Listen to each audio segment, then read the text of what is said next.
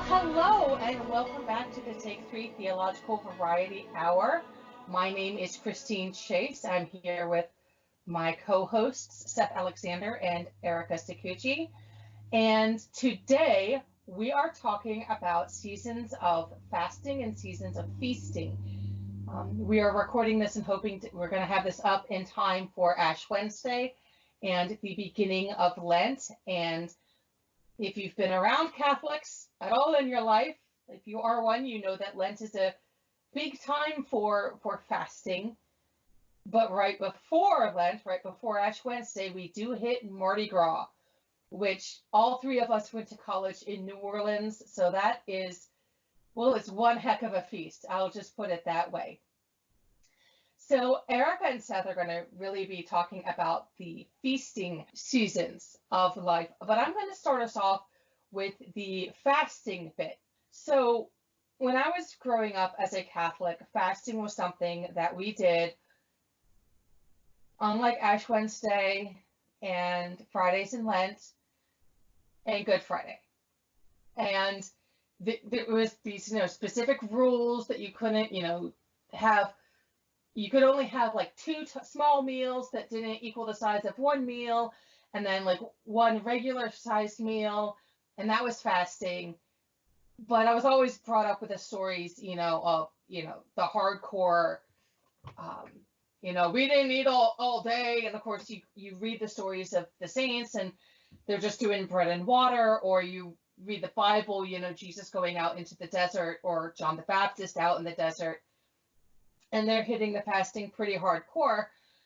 But in the 80s and 90s, the sort of established wisdom of the more secular world was that fasting wasn't good for you, or that you had to be very careful. And there was a lot of concern about, oh my gosh, anorexia, not wanting to encourage that. You had a lot of people telling you, oh, if you fast, it'll slow down your metabolism. It'll, your body will start devouring its muscle. Basically, it was connected with a lot of things that you didn't want to happen. And that was a lot of the impetus behind softening what used to be the fasting guidelines.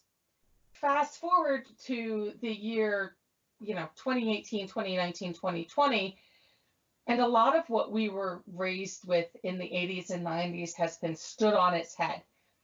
And one of those things that has been completely revised and is still in the process of revising, because nothing in the medical world just switches overnight. It's a gradual shifting of the tide. And fasting is absolutely one of those things. And I wanted to talk about this specifically because it has made such an impact on my life, learning how to properly fast. I think I've mentioned before on this podcast that I used to be extremely obese, by which I mean that I'm 5'5.5" in terms of height, and we estimate that my top weight was something around 450 pounds. We estimate because I'd lost a pant size by the time I finally did weigh myself at 425. So I've been in bad places in terms of my health and fitness. And it's been a long journey, and I'm still working on it. Like I've still got a ways to go, but I've come a long way. And one of the things that made a marked difference was learning how to fast. And what happened was a friend on the internet who had some similar struggles found a video by Dr. Jason Fung, who is a nephrologist, and he was in this video giving a presentation on fasting, and everything he was saying was making sense. So I immediately went home, ordered his book off Amazon. It's called The Complete Guide to Fasting: Heal Your Body Through Intermittent, Alternate Day, and Extended Fasting. And he goes into just all the ins and outs. I would highly recommend this.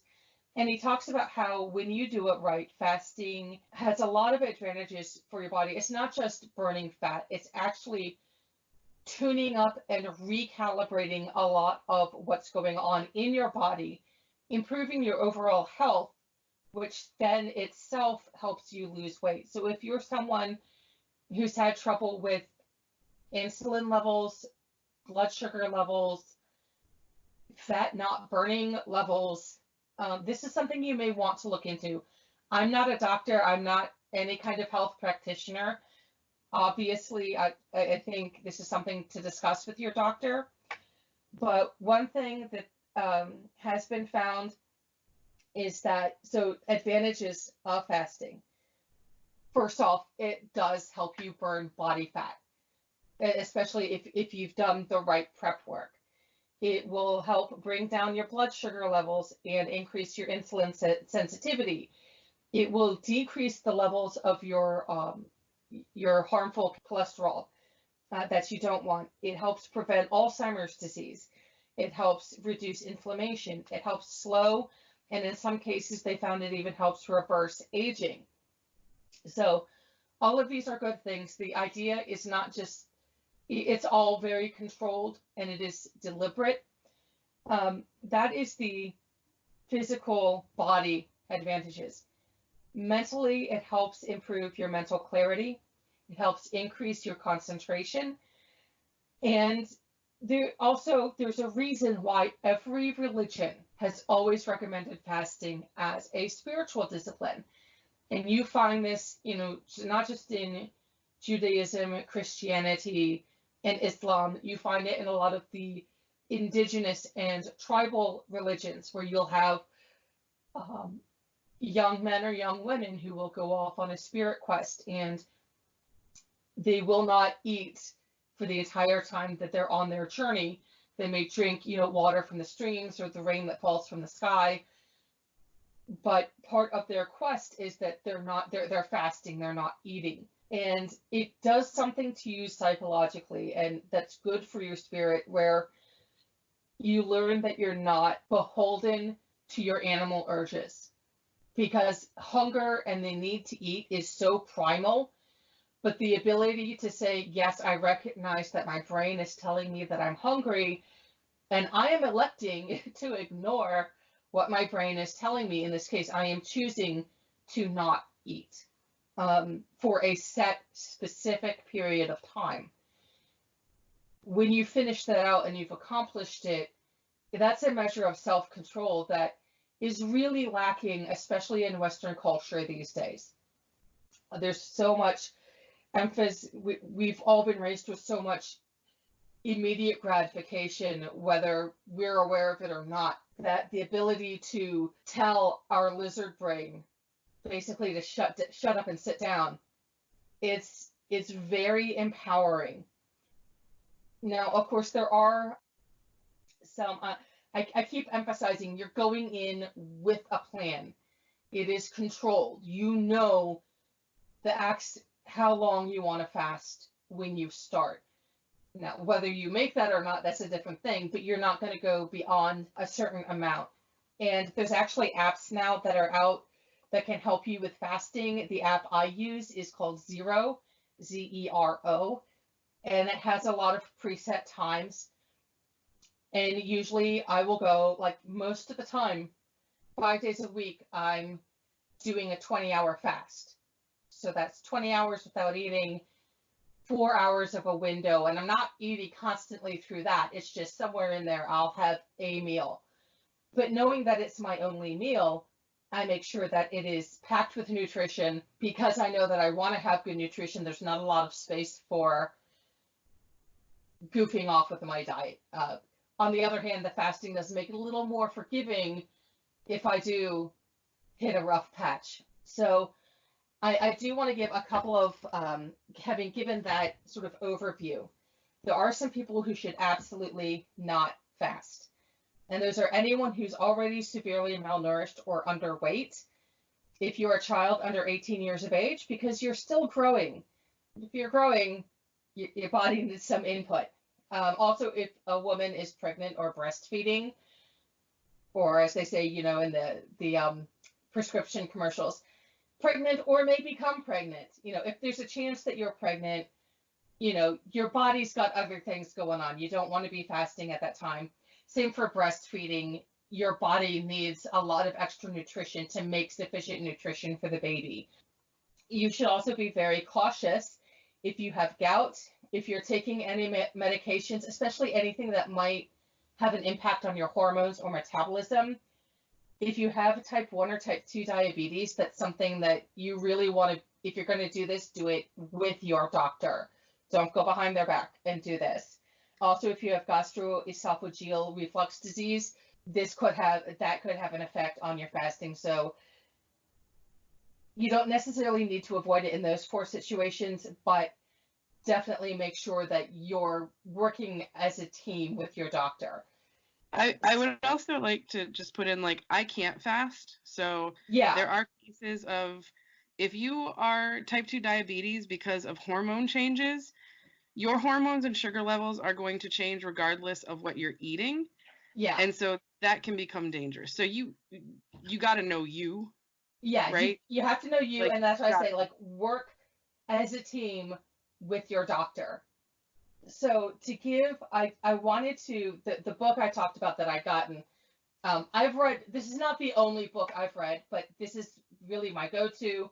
It's what I would recommend to everyone. And I just wanted to give a little passage where Dr. Fung talks about how our bodies really use calories, so you can understand how fasting actually works, contra to what all of us were told in the 80s and 90s.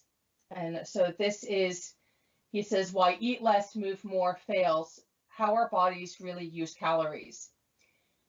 The reason eat less, move more doesn't work for weight loss is that it's based on a false idea about how our bodies use calories, the single compartment model.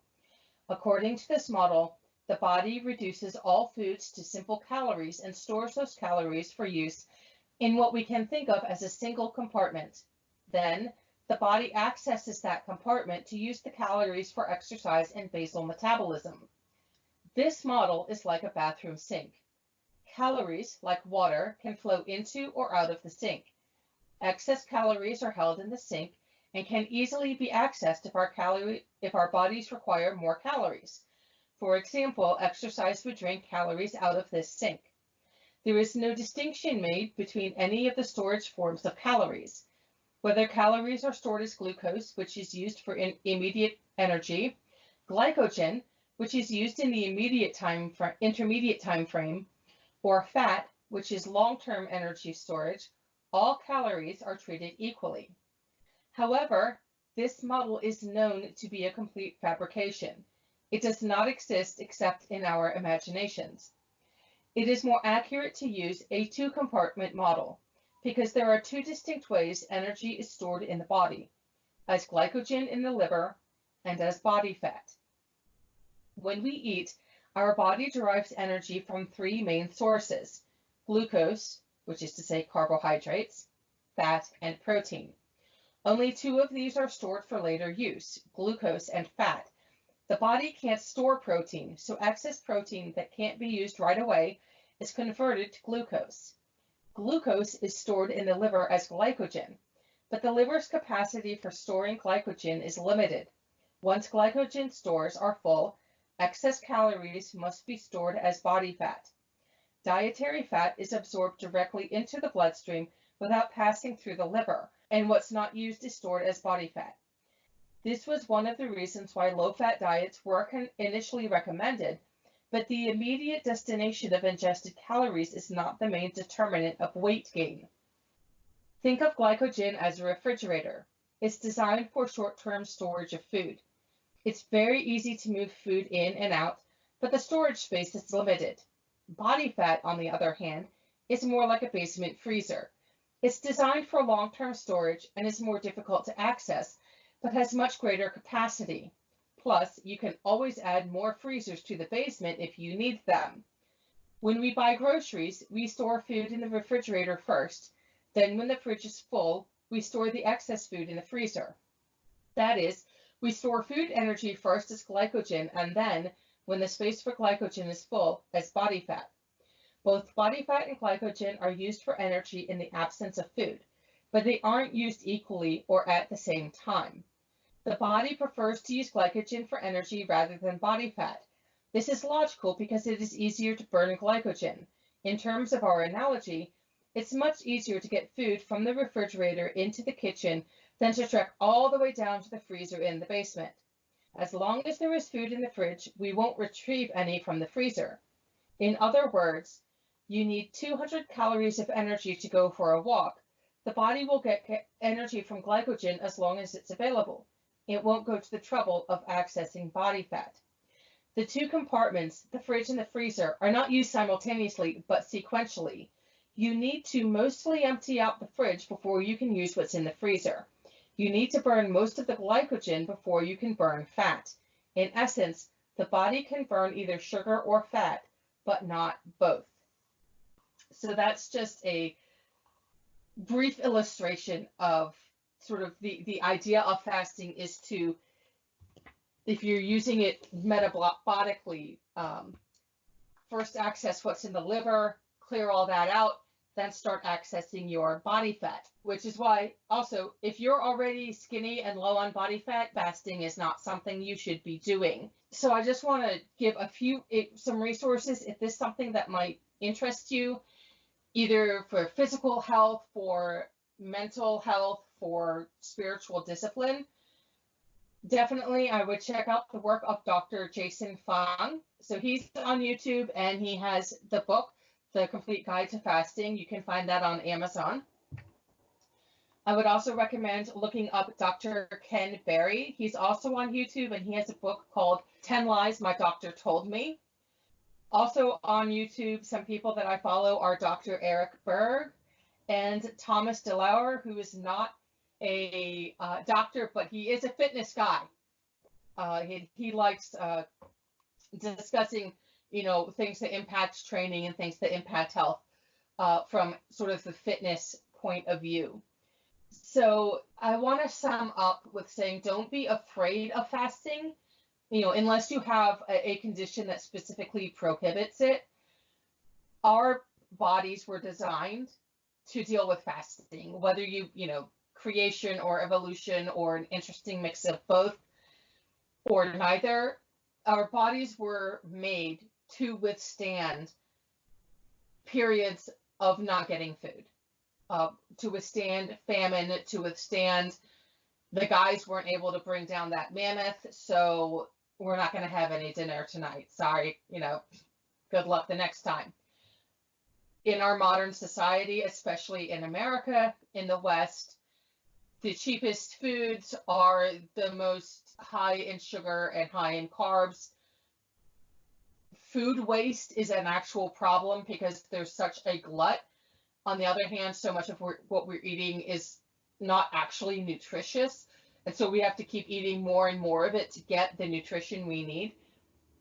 So going back to recalling that fasting is a natural part of the cycles that our body was made for. I think that's a valuable thing to keep in mind if you can.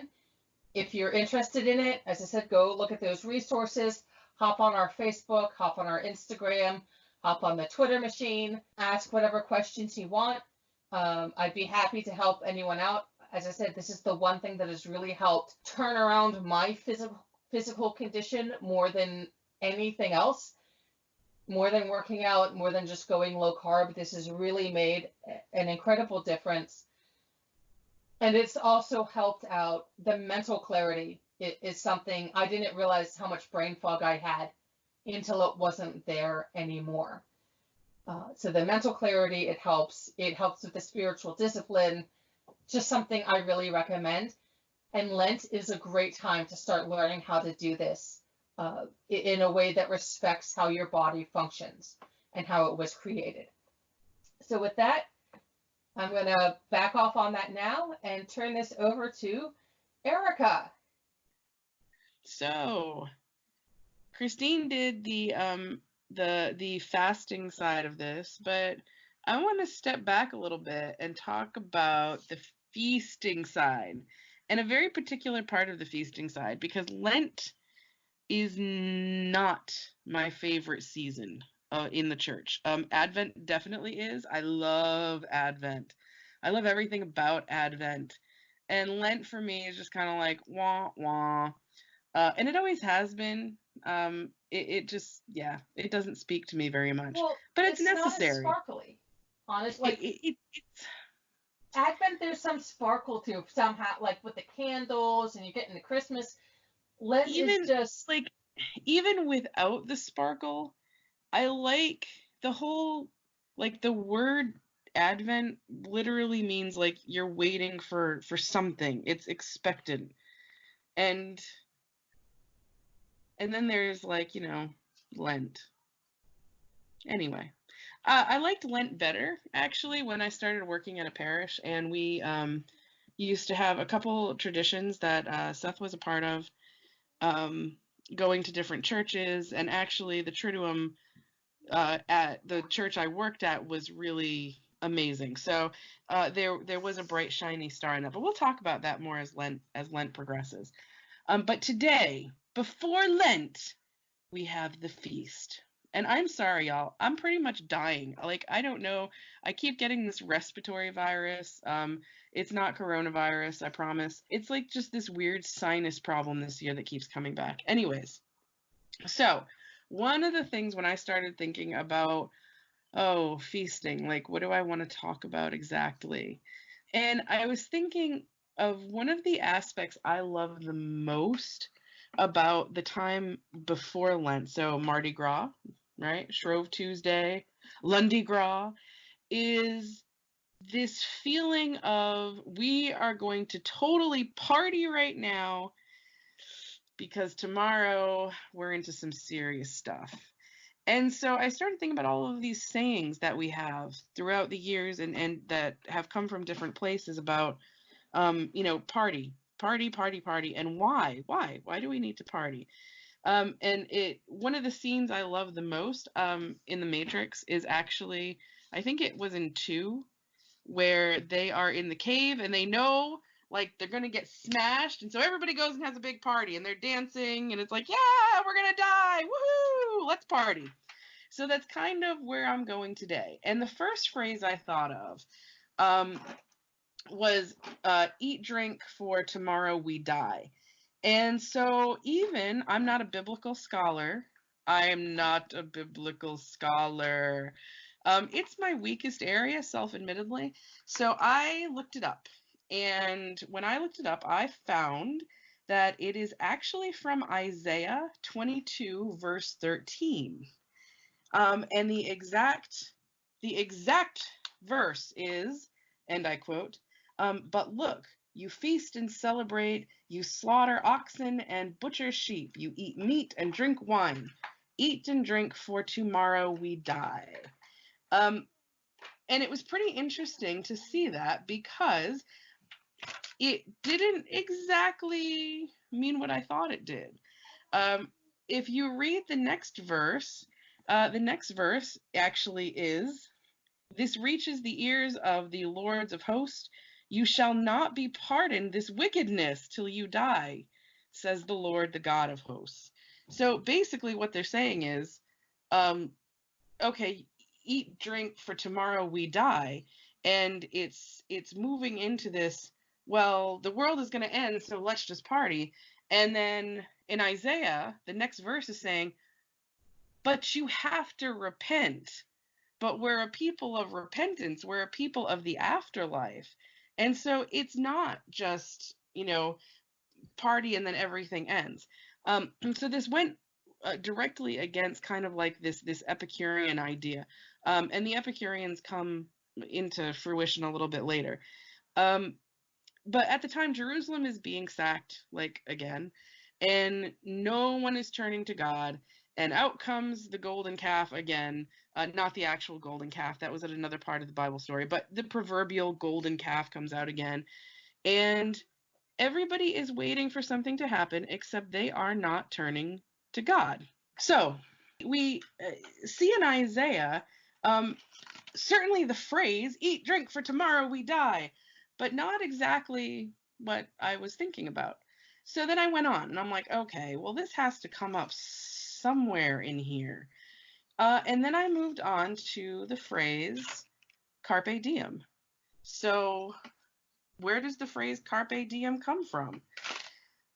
And I think Seth and I have mentioned before that one of our first degrees was actually in classical studies.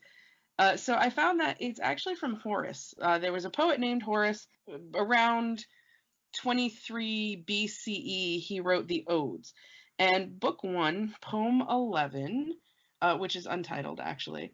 Most of them are untitled. Uses the phrase for the first time ever, Carpe Diem, and it's not actually found in English until the 19th century, which I thought was pretty interesting. And he says exactly, Carpe Diem, qua minimum credula postero. And so basically saying, seize the present, trust tomorrow, even as little as you may. Now, Horace was definitely an Epicurean, and that basically meant he believed in happiness free of pain, free of mental anguish, and no afterlife.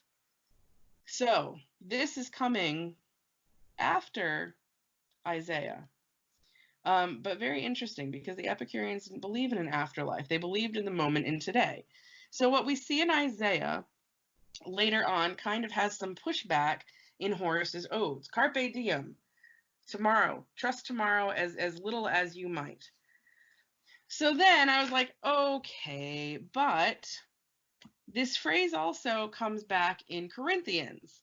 And 1 Corinthians 15:32 picks up and refers back to Isaiah, reiterating that, but no, there is an afterlife. And so 1 Corinthians was written after Horace. So basically, in the meantime, you have the mystery cults, you have the mystery cult of Ephesus, and there's kind of this back and forth going on between those who have Greek philosophy and those who are, Jewish, of the Jewish faith. They're not necessarily Christians at that point. But they definitely believe in an afterlife. And there's always this tension between those who don't believe in the afterlife and those who do believe in the afterlife. So, mystery cult of Ephesus, it is a mystery, but in the end, I did a lot of research on that when I was in Greece, and it's not as big of a deal, I think, as everybody thinks it is. But nevertheless, like I said, there's always this tension. What we find, if we look even further back, is something called the Harper's Song for In Her Kawi, and that's in Egyptian, which I am not well versed in, so probably slaughtered that one. But the interesting thing is this is one of the earliest findings of the phrase, basically, seize the day, carpe diem. So going back to Horace's phrase, and it was in a hymn on the tomb of In Her Kawi, who was a supervisor of the burial mounds in Thebes. And on the sarcophagus, on the tomb, is a blind man playing the harp.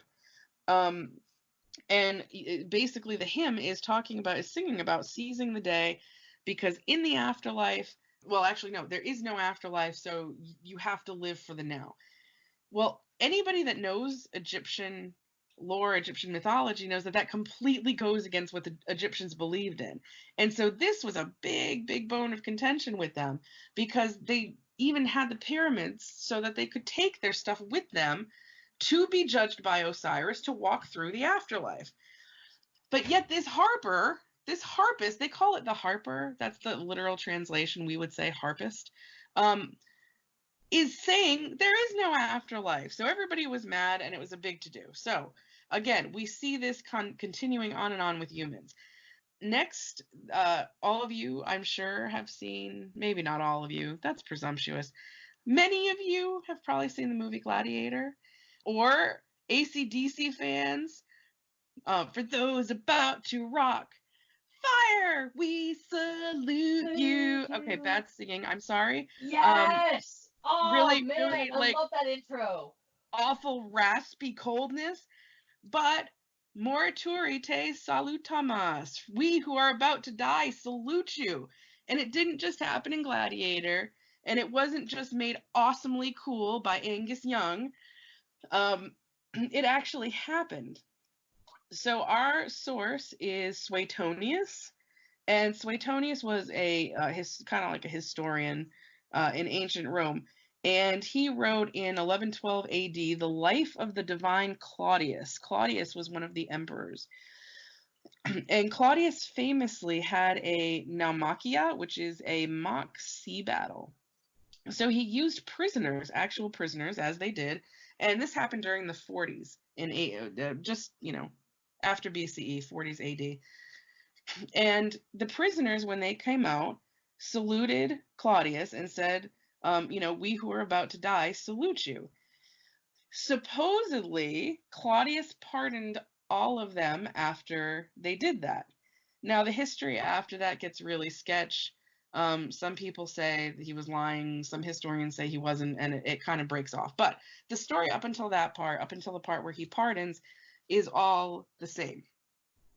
And still, we come to this idea of you have one side who's saying, live in the moment, live for today, because tomorrow we're all going to die and there's no afterlife, party. And then you have some who are saying, like our faith, which is why we end up in Ash Wednesday, yeah, we're going to feast and we're going to party, but you better repent after that, because if you die after that partying, you are really, really, you know what, I'm not going to say it because I have little kids around, but it's not good. Fond memories of midnight confession services, Mardi Gras night into Ash Wednesday, so that, I'm sure you recall, the parade and the reveling ends at midnight, cut off, and then there might be a pancake dinner, because that's what you do on Mardi Gras, you eat your pancakes.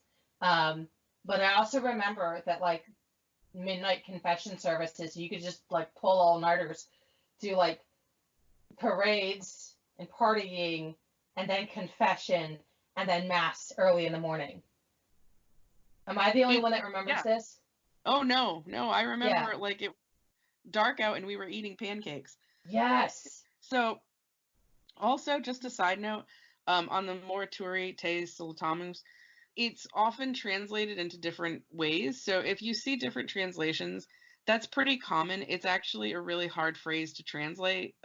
Being somebody who's done Latin for a while, we argued over it quite a bit. So, don't be so hard on people. If someone gives you a different translation, just go with it. It's fine. It's the point of it that matters. It all translates different into English anyways. So finally, I'm going to round this out by bringing it back to New Orleans and talking about the phrase, laissez-les bon temps rouler. I don't know, some of you who have listened to us in the past would probably remember my husband is a French teacher. So I kind of turned to him on this one and read up a little bit myself. And nowhere in the French-speaking world, other than New Orleans, is that phrase ever used. So if you went to France and said that phrase, they would have no idea what you were talking about. It seems from his research that it was actually a phrase that was in English first, that the Cajuns of New Orleans during Mardi Gras then took up on their own and translated it, which is why the grammar does not quite match the grammar that you would see in France or even in another primary French-speaking places. So it is unique to Louisiana. It's unique to the French Cajuns, laissez-les bon temps rouler, not the phrase let the good times roll, which is what it's based on. And they know that it did not go back as far as when New Orleans was settled, because the French settlers in New Orleans would have spoke proper French. And so Cajun is a mix of different dialects and of different languages. So Mardi Gras, preceding Ash Wednesday, it was kind of the same thing as these other phrases I've been saying. Carpe diem, eat today, we're going to die tomorrow. It's said, though, understanding that you are going to kind of purge your sins the next day. So it's the Egyptian saying meets Isaiah, meets Horace, and that's kind of where we end off now. But I really like the idea of seizing the day with an understanding of what's to come next and what's expected of you. So, but yeah, party hardy, definitely. And just to give you a timeline, so that Egyptian saying from the harpist is 1160 BC. Isaiah comes to us between 715 and 656 BCE. Horace was in 23 BCE, And then you have Jesus being born at 0. The Roman saying, morituri te salutamus, is in the 40s. And then the Corinthians was around the time that Paul went to Ephesus. That's between 53 and 57 AD, Paul being one of the latest writers in the Bible, the writer of Paul, whoever Paul is. So that is what I have. For you Catholics, just remember what Isaiah said. God's watching you. God knows if you're going to party and not do anything on Ash Wednesday or during Lent. Yeah, fun times. Fun times in the ancient world. God, I'm such a nerd. I mean, come on. When you were researching all of that, did you encounter at any point the epitaph, the Seikilos epitaph? No. Okay. Can I just do it? Because I think this is related, and being a music student, I kind of have to mention this. Yeah, go for it. All right. So, the oldest surviving complete musical composition people, the Seikilos epitaph, sometimes called the Epitaph of Seikilos, dates from, they think, the 1st or 2nd century AD. It was a song with a melody that was recorded alongside the lyrics in an ancient Greek musical notation found engraved on a tombstone stele from the Hellenistic town Tralles near Aydin, Turkey, not far from Ephesus. And the lyrics, and I'm not going to try to pronounce it because it's Greek, but it translates to approximately, while you live, shine, have no grief at all. Life only exists for a short while, and time demands his due. So I was just like, when you were talking about like the history of the sort of like the YOLO idea or the Carpe Diem idea, this is an idea that is so woven into Western culture that the oldest surviving complete song is actually a tombstone with this concept written on it. And if you've ever played Civilization 5, the peace theme of Alexander the Great is the melody of the epitaph at Seikilos. So that's something you can look up if you want to. You can listen to it. It's a pretty cool melody, bit of an earworm, not going to lie.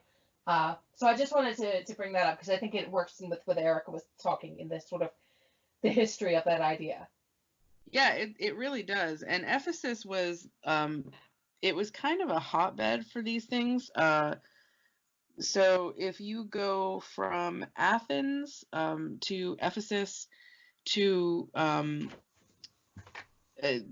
basically around the Peloponnese in Greece, you can see kind of remnants of this same thing over and over and over again. So it's really interesting that I was kind of reading it on my phone as Christine was talking. It is in Koine, so that means it was most likely Christian, right? And it makes it as far into the Vulgate. So an actual Roman translation of the Greek. So that's really cool. That's awesome. Yeah. But yeah. It is like a common theme in humanity. And I would bet if you went back to Mesopotamia or the Indus Valley, you would find some sort of phrase that talks about, living in the moment and thinking about time and what, either you're on the camp of, hey, I got to be awesome now because there's no tomorrow and there's no afterlife, or I need to be awesome now and then repent because there is an afterlife and God's going to smite me. But whatever camp you sit in, have a good time next week. Yeah. Yeah, definitely. Yeah, so I was talking a little bit with Erica about the feasting aspect too, and I just want to throw in a couple things that I was thinking of that make a lot of sense with what, with what both of you said, actually. First of all, if you try to do any kind of research on Mardi Gras or Carnival or, whatever that season between Christmas and Lent is, you want to call it, that is a serious rabbit hole. And there's a lot of differing information and different ideas about how it developed. So just be prepared and be aware that the history of Carnival is very fraught with contention. um, some people believe that Carnival, or the carnival season, comes from pagan practices that were later Christianized. Another scholar who writes on the topic doesn't see any evidence of any kind of carnival type of celebrations previous to 1200. So it would be more of a medieval invention. But what I found interesting in just looking a little bit at the history is that, and something that also struck me after I moved to New Orleans, is that there seems to be kind of like a natural, very organic cycle to the idea of having Carnival being followed by Lent, because the seasons produce, an abundance, and then you have winter, which is, there's not as many fresh fruits and things like that. So you have to like think about the cycle of the year, and it just made sense to me. I also really love the fact that, I don't know if they still do this in New Orleans, but at midnight on Mardi Gras, they would clear out Bourbon Street to prepare for Ash Wednesday. So yeah, just kind of that idea that you use up your stores of winter during Carnival for the coming spring is something that kind of resonates throughout all of that historical research that I did on this period. And some very early Christian authorities kind of speak against any kind of celebration of, any kind of like, I don't know, hedonistic celebration before Lent. It looks like Gregory the Great, one of the early popes, is the one that codified Ash Wednesday being the beginning of a season of penitence. But as far as where those practices prior to 1200 come from, it sounds like scholarship is pretty divided on that. So yeah, but wherever it comes from, it is kind of a cool cycle. You kind of get all of your helliness out, and then repent for 40 days. It sounds good to me. So Yeah, that it does make sense, because if you're thinking about like an agricultural society, that you have maybe some meat that's able to be preserved in certain ways, and your grains and your root cellars and all of that. But a lot of even until you get to canning, which is what, 19th century, a lot of your preserved foods would only be good. They weren't preserved like they are today. They're still only going to last so long. So you would get to the second half of winter, and things were going to start going bad. So it was best I can see where that would have become a natural cycle where you would, sort of consume them so that you're carrying them, in your midsection and your hips. But then you go into the fasting season that takes you through to spring. Like, that makes a lot of sense from the agricultural point of view, and how long, like how food lasts and things like that. That's what I always assumed.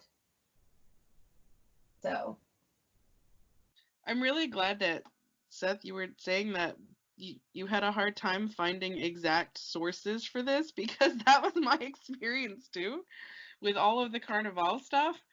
It was it was in so many different directions. I'm like, hasn't anybody ever researched this, really? So that's actually kind of interesting that we had the same experience on it. We certainly and it sounds have our like fair share of Mardi Gras periods too. Oh, yes. It sounds like our experience of Mardi Gras is a very specific instantiation of it as well. So it sounds like, to me, from doing some reading on it, like how it's celebrated in different countries is very different. I think probably one of the more robust celebrations is in New Orleans, and it does have a very specific history that goes back to pretty much the founding of the city. But I think, not ever having experienced it, but like I think the Carnival in Rio de Janeiro is probably a little bit or maybe vastly different. And then the way it's celebrated in some European countries and other places is probably pretty different as well. And there's different traditions, in different places. So, some people have pancakes, and in New Orleans you have king cake, and all these sorts of things. So I think that may be one reason that it's hard to kind of pin down stuff about the Carnival season, but at the same time, where it comes from is also kind of in question. Okay. Do you remember that year that an unnamed friend got accidentally hit with a set of Mardi Gras beads at the parade? I do remember that, an unnamed friend. And proceeded to scream like bloody murder throughout the rest of the entire parade until this friend was the only person left standing on the common ground. Yeah, I must have missed that one. That certain friend was acting crazy. Like, I remember, I have a lot of memories of parades. I don't remember that. I remember when Bridget, one of the Bridgets, smacked someone else with her purse. That was funny. And I remember when we were all lined up for what was it? Bacchus, or no, it was Bacchus, and we had gotten there early. We'd walked a heckin' distance, and we were there like to get like a good spot, because you go to extreme efforts to get strands of cheap plastic in, Mardi Gras season. And cups. And friggin' cups. Oh, like cups. medallions. What? And this tall jerk like shoved his way in front of us, but he didn't realize that I was a classically trained soprano from the College of Music. So when I screamed for beads, I could just insert vocal exercises and get to really inhuman pitches right in his ear. So I did. And I remember the glare he gave me before he stomped off in a huff.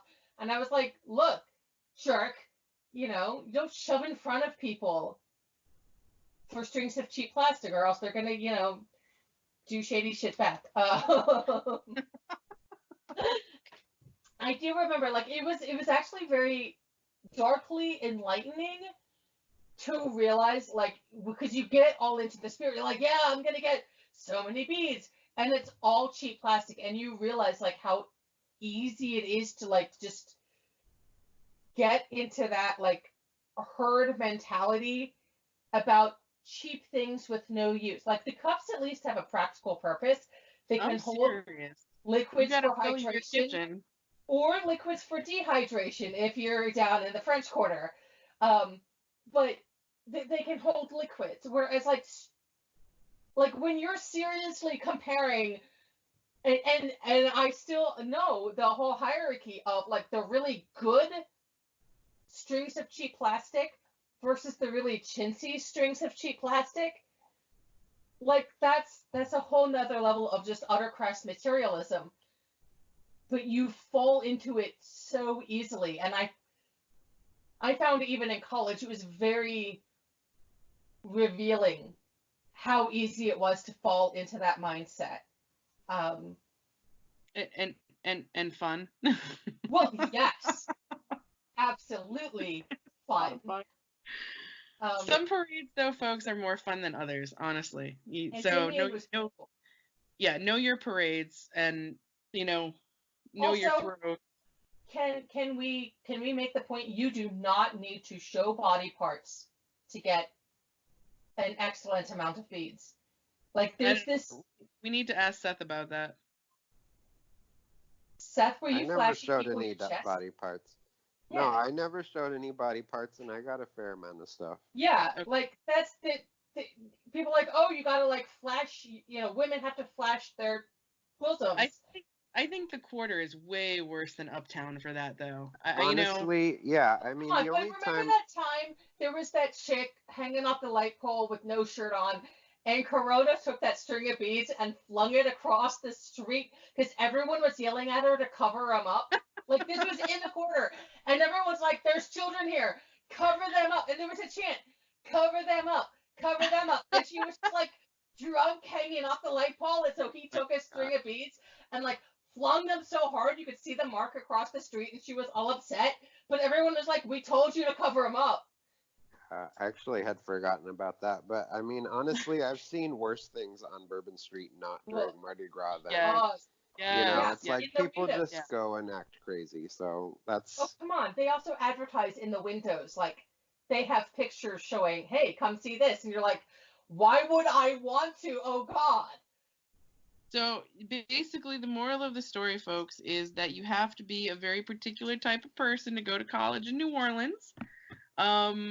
But I wouldn't have changed it for anything in the world because I met these two crazy people there. Yeah. So true story. That. Good time. Yeah. So thanks for joining us this week, folks.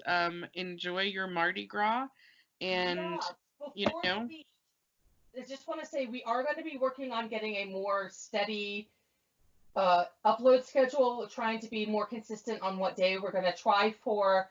Saturday, early afternoon, Eastern Standard Time.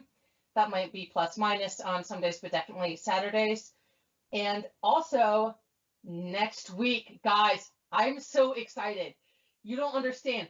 We're going to be doing Catholic Cryptids Part 1. Yeah. You don't understand how excited I am that we have a podcast where I can say next week, Catholic Cryptids Part 1. It's going to be great. No aliens, not this time, but maybe we'll get to them eventually. But it's going to be great, guys. Yeah, so, no copulating aliens. No boob cakes either, sorry. We already did those for St. Agatha. You don't know. Yeah, we're going to do pancakes. Right. I don't know. Like, from now until we see you next time, listeners. See, you hear us. From now until you hear us next time.